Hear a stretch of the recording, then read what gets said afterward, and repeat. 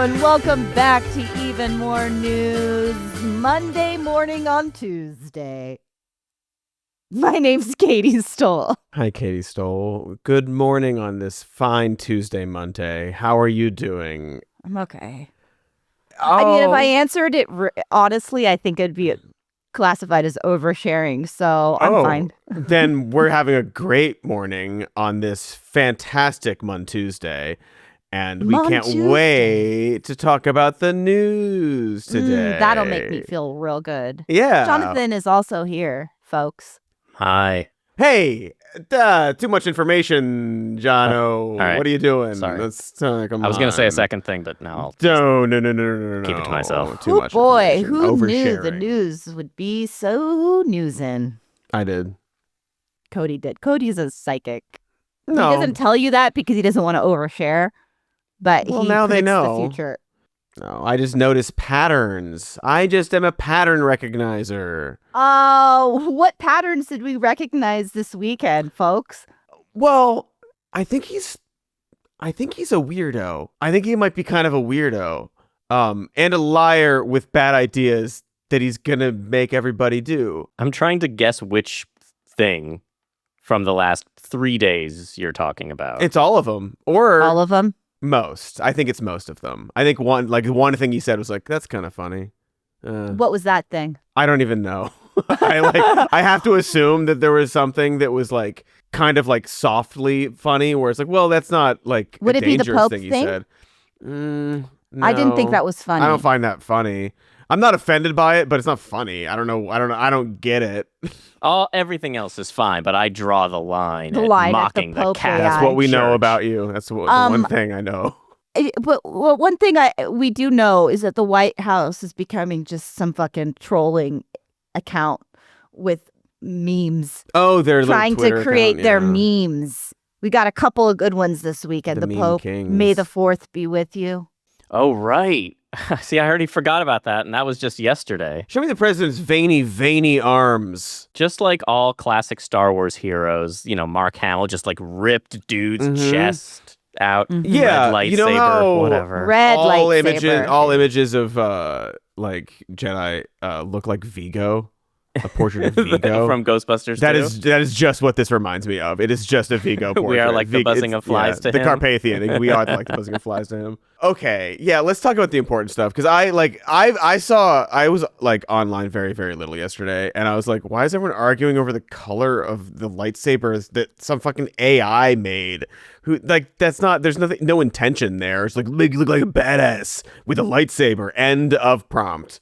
Well, I'll just say the horror and beauty of this bullshit is that his supporters will be like, oh, funny. And then people that hate him will be like, ooh, look at him. This is gross. Share this around. Red lightsaber. But regardless, you're giving him oxygen and you are sharing the fucking post. So either way you slice it, it's a win for him. Yeah, we just put it up. Did you check out his veiny arms? And we're stuck in the blender because at the same time, he's like, follow the Constitution? I don't know if I have to do that. Due process? Well, I talked to my lawyers. I'm not sure whether that's a thing that is my job to do. Let's dig into that a little bit more. We're referencing his Meet the Press interview. Jonathan, let's walk us through what happened there. In case people were so distracted by our meme lord. Oh, yeah. That, he's not just the king of memes. He's also a great interviewee that gives really thoughtful answers to important questions. I mean, it's also we talked on Thursday about how it's Pam Bondi's job to just be on Fox News 24 hours a day. It's now Trump's job to say yes to every single interview so he can just be on TV as much as possible. He doesn't want, that's executive time. He doesn't want to sit and watch TV anymore. He wants to be on TV. So he did an interview on Meet the Press this weekend. He said, I don't know. I'm not a lawyer. I don't know. He told Kristen Welker whether he agreed with his Secretary of State, Marco Rubio, that every person in the United States is entitled to due process. He's kind of just pushing everything to his lawyers and saying, I don't know what the Constitution says. I'm not interested. I didn't take an oath to uphold that document specifically, which is just what it says. It's about Constitution and how you got to constitute love and unity. And then he was asked. He did say that about He was like, well, don't you have a duty to uphold the Constitution? And he goes, I don't know. Your Secretary of State says everyone who's here, citizens and non-citizens, deserve due process. Do you agree, Mr. President? I don't know. I'm not a lawyer. I don't know. Well, the Fifth Amendment says I don't know. It seems it might say that, but if you're talking about that, then we'd have to have 1 million or 2 million or 3 million trials. We have thousands of people that are some murderers and some drug dealers and some of the worst people on earth. Some of the worst, most dangerous people on earth. And I was elected to get them the hell out of here, and the courts are holding me from doing it. It's just we're in a fun house of nothing. There's non-reality. Nothing's happening. We can't even agree on what the president is doing at this very moment. When you talk to a MAGA person or whatever, the complaints about the lack of transparency, let's say, I love it. He's out in front of the camera. Biden would hide away. True, we would not see Biden for big chunks of time. But this isn't transparency. It's propaganda. It's somebody being trotted out. He loves the attention. He loves a camera on him and loves the ability. And he could just say whatever and not be held to account for it. It's not transparency. It's showboating. It is putting on a performance. It is entertainment. Yeah, if you want to call it entertaining. It's just lies. It's same thing with Doge, or anytime Musk goes out and says we're the most transparent organization that's ever existed. It's well, no, you're just pumping out the propaganda. That's not transparency. That's just your lies. And at the same time, I'm not a big this is a distraction guy because it's all relevant. It's all happening. We're all living through it day by day. But it does mean we're not talking about how his sons are going around the globe setting up luxury hotels and cryptocurrency ventures in other countries, which seems to be a blatant conflict of interest and an order of magnitude worse than what Hunter Biden was accused of doing that whole time. Again, the hypocrisy doesn't matter, but there's nothing to do about this. There's no call for an investigation in Congress. In any normal time, this would be the number one thing we talk about, but of course we can't because he's always maybe I'll be the Pope, right? How can you focus on this? There, what is it? A new golf course and a villa complex in Qatar, and then of course this private club in Washington that Donald Trump Jr. is starting, executive branch. Yeah, for the cool guys, and their cool ideas. Yeah, so Donald Trump Jr. started that club, so he's just making all that money off of it. Yeah. Well, they're all, David Sachs is a group of investor, people. Right. But they're all investing making money off of it. It's so They're the crash. marks. It's so embarrassing needing to start your private club specifically for people aligned with Trump. Well, you gotta grift those $500,000 high rollers, right? They're grifting the lows, They're grifting the lower tier, but they gotta get those $500,000. Well, you've got to have a place that is your own where you can pay for favor with the administration. You got to have a place that you feel safe to do crimes. I would think safe space for crimes. Safe space for crimes. I feel so bad for the waitresses working there. No, the one thing all of these ventures have in common is it involves paying the Trump family and specifically paying Donald Trump for access to him. Yeah, exactly. And you're right. It's all the levels. If you can own a piece of Trump, if you're just a working class MAGA, you can own a piece of the coin. If you're a high enough roller, you can buy access to this the executive branch club. Which I'm sure DTJ is promising, okay, once a month, Dad's going to stop by and hold court. Yeah. And, you're building Trump International Hotel in Dubai. Who doesn't want to be part of that and part of the groundbreaking of that? Maybe. I don't. Oh, you two don't? No. I'm going. I don't know about you guys. I'm going. Well, no, but it fancy. does mean how many different countries, I know I mentioned a few Middle East countries, but how many different countries should the president of the United States have financial interest in the development of, right? It almost feels stupid to say it Because of course the answer is zero. Right, zero countries. The answer is zero countries. You want him involved in 0 countries personally gaining financially from those relationships. I'm sure there's a constitution that can take care of that, unless he doesn't think he should uphold it. Don't you need to uphold the Constitution of the United States as president? I don't know. I have to respond by saying again, I have brilliant lawyers that work for me. I don't know that it's his job to uphold the Constitution. So like this is against like whatever he says, the things he says, and all the things are happening. It would have been neat if, for example, the journalist, when she was like, you should uphold the Constitution, right? And he's like, I don't know. She should have said, you are. It's the first part of the oath you took. I was gonna say, thank you. It's in the oath. It's the first part. Is it the first? Whatever, it's in there. He did it. He's done it twice. So he should know this. I do solemnly swear. I'm not doing this. I don't solemnly swear shit. All right, to be clear, I'm not solemnly. I'm not solemnly swearing map. Anything. Just put the quote in front. Quote. I do solemnly swear or affirm that I will faithfully execute the office of President of the United States and will to the best of my ability preserve, protect, and defend the Constitution of the United States. Oh, so to the best of my ability. So he's just saying he's bad at it. I'm just not a guy just going. I don't have the ability to do it.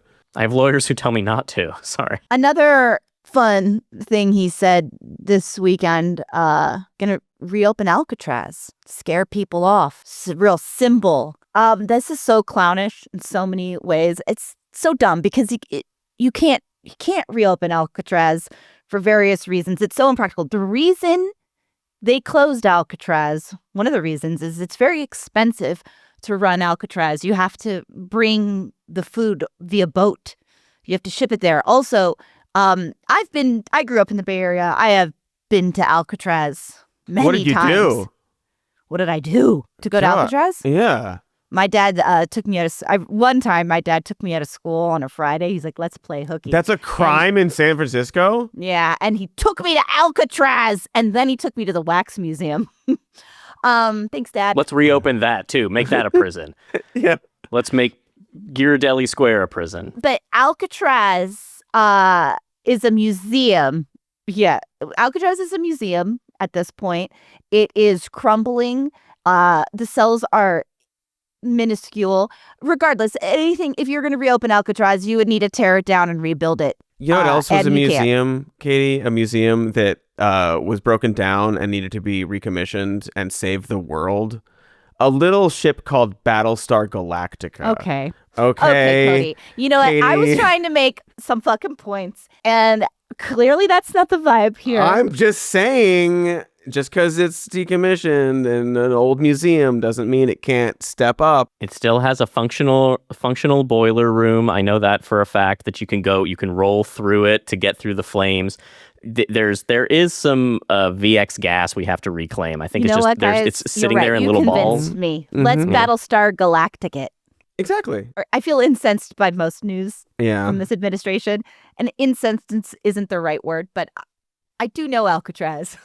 Yeah, if there's one thing Katie still knows, it's Alcatraz. Alcatraz. One thing I know, it's Alcatraz, because my dad took me out of school once in 8th grade, and I took the tour. Did you see, maybe this is misinformation, I don't know if this is true or not, but there was a thing about how a local channel in Florida was airing Escape from Alcatraz the night before. So there's an idea that Trump maybe just watched the movie and was like... Because that came in conjunction with his proclamation about the movie industry, which is another fun Which came from John Voight. Guys, are you fucking kidding me? The theory is he was watching Escape from Alcatraz and started pontificating about both Alcatraz reopening and the state of the movie industry.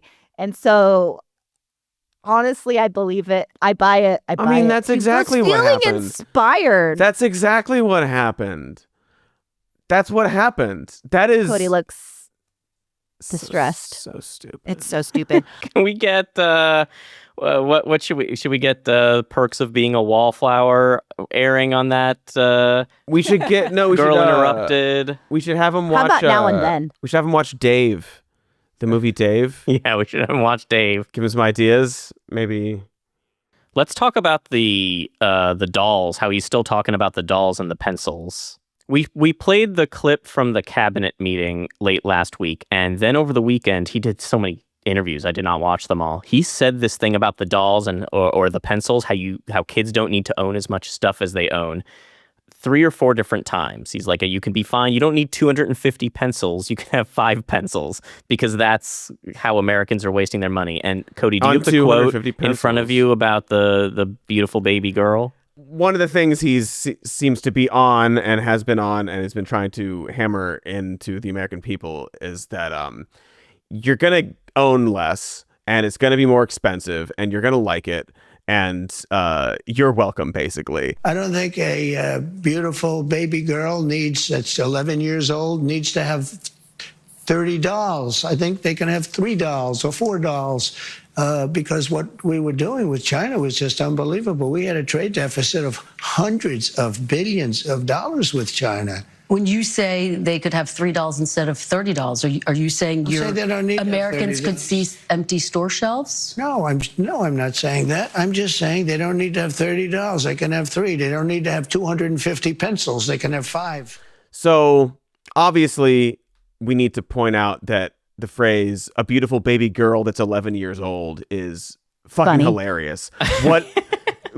What? Nobody talks like this, man. That's absurd. A beautiful you baby. You might refer to your own daughter as your baby girl. Yes. Throughout her life. 100%. Potentially. But he's talking about some imaginary person who's a beautiful baby girl of 11 years old. And that's just a funny phrase to me because those aren't the same thing. Funny guy. But what he's saying is that you don't need to have stuff. And he's also saying that people he's actually thinking about and talking about are extremely wealthy people. Maybe I don't understand the economy or children, but I don't think like this idea of like 30 dolls is a lot of dolls. Nobody wants $30 at once, maybe throughout their life. But yes, right.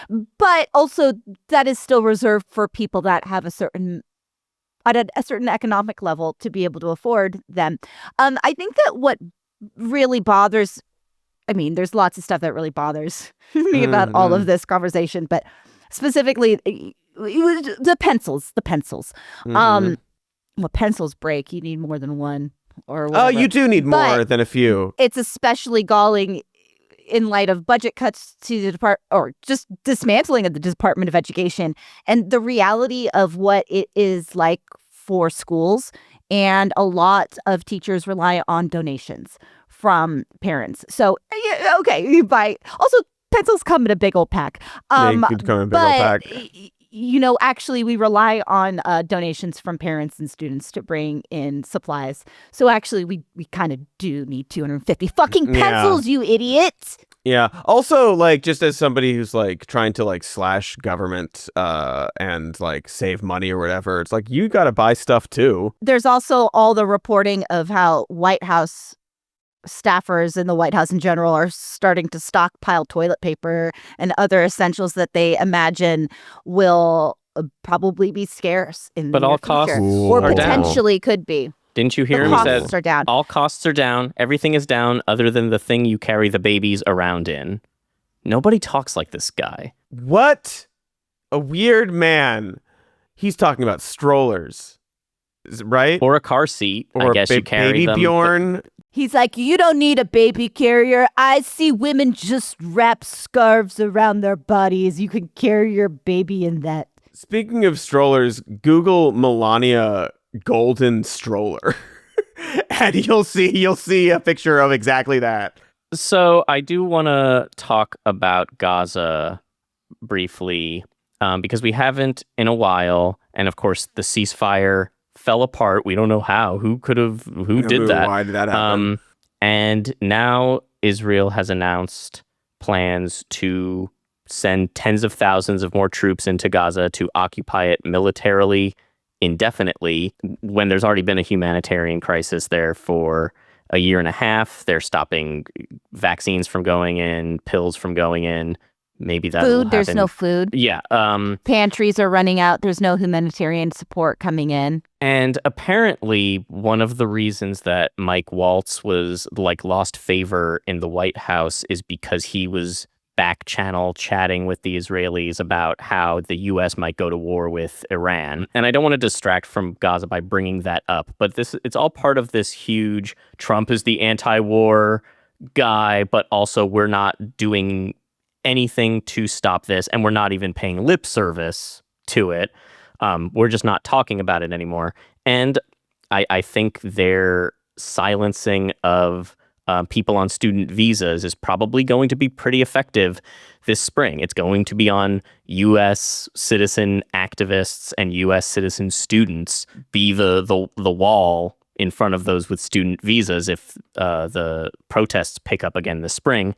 And this summer, as I think we should expect to happen with what's about to happen or what's about to get worse in Gaza. Yeah, and already you see there's a piece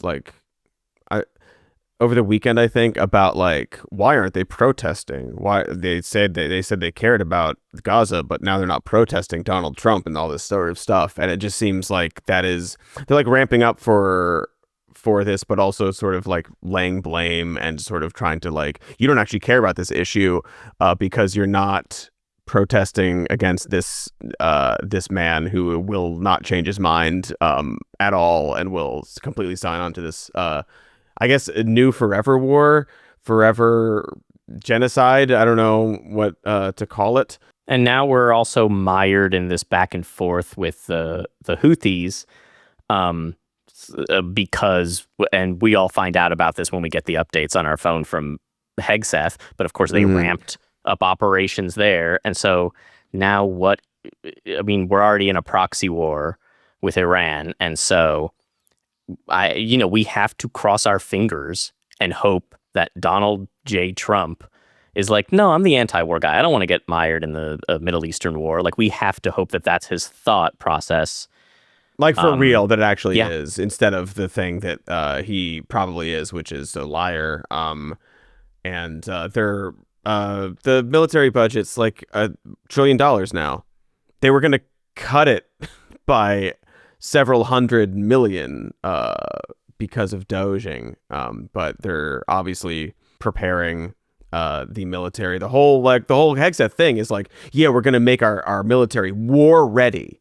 Why would you want to do that? Why do you need to do that? Well, it's because peace through strength. I don't believe you. But it's just very clear they're ramping up the militarization and not doing the thing they said, which is cutting military. Right. And it's this back and forth because I do believe that Trump thinks both are true. I think he thinks we're going to have this strong, tough military that's ready for war fighting. But also, I'm the guy who's going to keep us out of World War III. I'm going to keep us out of all this stuff. Meanwhile, we're increasing he wants to increase the defense budget by 13% to $1 trillion. He's good at behaving one way and thinking he's doing something that is different, justifying it to himself, the contradictions. But yeah, the whole thing that he thinks of himself is that he can be so tough and strong and slightly unhinged, just enough that people don't want to fuck with him. They don't want to take the risk with him, which is a thought until people don't take the bait, until it does start a war, until it does start a new conflict. It's not as easy to just end this situation, and instead you're getting further entrenched, and the United States is further and further. I don't know how much further entrenched you can be, but yeah, it's a forever war that we're setting up for. Apparently, Trump didn't want Waltz to be doing that, and that's good. So that's why he shouldn't have been doing that. So yeah, but he also seemed to have rewarded him with this other ambassador. With his position, other, it doesn't seem like much of a punishment. You just got reassigned. And we talked about the budget briefly, but I want to point out that in this budget proposal, which it won't be exactly this, of course, he wants to slash all non-military spending by $163 billion, and I believe give almost exactly that amount more to Homeland Security and ICE. because they're running into problems doing the mass deportations now because that takes a lot of infrastructure and people, and they're already stretched thin and bursting into people's homes and terrorizing. Right. It's a lot of money to send 17 ? Armored tanks to terrorize a family of a young man who posted flyers around Los Angeles. They raided a Irvine home, and if you don't know, Irvine is a suburb where I grew up, about an hour south of Los Angeles. It's a planned community, and they burst into a suburban home where the guy no longer lives, with the acting ICE director there and all these armored cars because he posted some flyers on lampposts that had the identities of some ICE agents being like, look out for these folks. Literally just saying this is an ICE agent, which is just publicly available information, by the way. That's they, have badges or whatnot, and, they have faces. Yeah, any law he broke is a misdemeanor. So he posted some flyers so that people are aware, and then this grotesque overreaction to threaten this family. Wild misuse of resources. Well, that's why they need more resources. I do recall us talking about this pre-election. Oh, you mean how much it would cost and human-wise and financially? How are you billions and billions and billions of dollars to actually I don't know how many billions. I just was trying to really emphasize that it's expensive. It's very expensive to deport people at the rate that they were claiming they wanted to do. We don't have to necessarily build like tons of prisons because some of the prisons we can just use Salvador and Alcatraz, exactly. And the movie sets that still exist from prisons from various films. That's not a bad idea. Which we're going to make here now. And so we'll just when we're making the prison movies, we'll get all the prisoners out briefly. Or maybe the prisoners could be in the movie. We don't even have to, huh? Just, that's free labor. That's free background actors. You don't have to abide by SAG.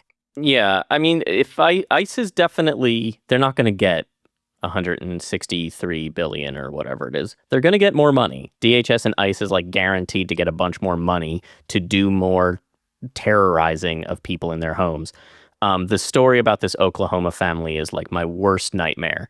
In the middle of the night, a few weeks ago, 20 armed ICE agents raided a home in Oklahoma. They had 3, I think, teenage girls and children go outside in the rain. The mother was middle of the night, terrified, said, we just moved here 2 weeks ago. The people you're looking for don't live here anymore. I still get their mail. They took their laptop, their phones, their life savings and cash, said, you'll get it back in days or months, whatever, it's evidence now, and left. And they're like, you're scarred for life after that. This is so dramatic. Yeah. This is fucking madness. What are we talking about? First off, not that it matters, but this is an American family. Again, not that it matters. I think that it's horrendous to do anyway. And then it's horrendous to do anyway. To take their things, to not give it back, to traumatize those beautiful baby girls. Sorry. But that is so, I think the detail the mother said was like her father doesn't see their daughters in their underwear because that's disrespectful of their bodily autonomy. And instead they're standing in the rain with scary, strange men threatening them. I cannot wrap my mind around who authorized this shit. Again, even if this was, it's Alien Enemies Act. You don't need a warrant to do any of this. They can just burst in. This is so beyond appalling and beyond the pale. And they don't care. They're not. It's not a mistake to them. It's just like, yeah, this is it now. I have not this is apologized. How it goes. This is how we are. One of the mother said that as they were leaving, one of the ICE agents looked at her and said, I know that was a little rough. and then left. And because she gave this quote to NBC, I think she said, "What if I would have been armed? You're breaking in. What am I supposed to think? My initial thought was we were being robbed, that my daughters, being females, were being kidnapped. You have guns pointed in our faces. Like people are gonna die because they're gonna pull out, guns. These scary people barging into your home, and you have no idea what's happening. We give you the right to bear arms. We'd say it's legal to shoot somebody that's in your property without. But they're allowed to shoot back because they fear for their lives. Yeah. This is what are we doing? Disgusting. And I mean that was pretty rough is really, really, really yeah, but just that is such a I don't like doing this, we just got to do this. Like, I know it's rough, but like, I'm one of the good, I'm the kind one. It's just so disgusting that they, like, he thinks that was a nice thing to say. He thinks he was helping. That was pretty rough. Right, like, that was pretty rough, I know. Like, yeah, you should rethink what you're doing. Rethink it all. Okay, so I want to correct one thing, just so I have it right. Since they didn't know how to get their stuff back, there's no number. They didn't leave like a business card or whatever. So they went to local news, KFOR in Oklahoma, which is where the mother gave these quotes. So before they left, the mother said one of the agents made a comment. Quote, one of them said, "I know it was a little rough this morning. It was so denigrating that you do all of this to a family, to women, your fellow citizens. And it was a little rough. You literally traumatized me and my daughters for life. We're going to have to go get help or get over this somehow." Yeah. Yes. And they want to feel better about it. They want to feel better. They want to be like, I know that's a little rough. Like, we're just doing our jobs, following orders, if you will. But like, we understand that was a tough time. It's just very, very gross to try to. These people. Like, again, they're justifying it to themselves. They're trying to make themselves feel better. They're justifying it to themselves. They're probably, I can't imagine working for this agency or this administration in any capacity. I'm sure there are some of them that are going to be dealing for years with their own mental health over what they did to people and the repercussions of that. It's a horror. And to be doing that in the middle of the night, and that is your fucking job. That's how you're. I mean, I don't need to. I'm not saying that to try to give empathy for them. I'm just like, for real though, I don't know how you live with yourself. Yeah. Do you live with yourself by saying that was pretty rough? Bye. Anyway, I think we did it. We've arrived at the end of this program for today. This I think so. Moose Day morning. Moose Day morning. Whatever. We're all beautiful. We're all beautiful babies to someone. Mm-hmm. That's right. And we love you very much. Very much.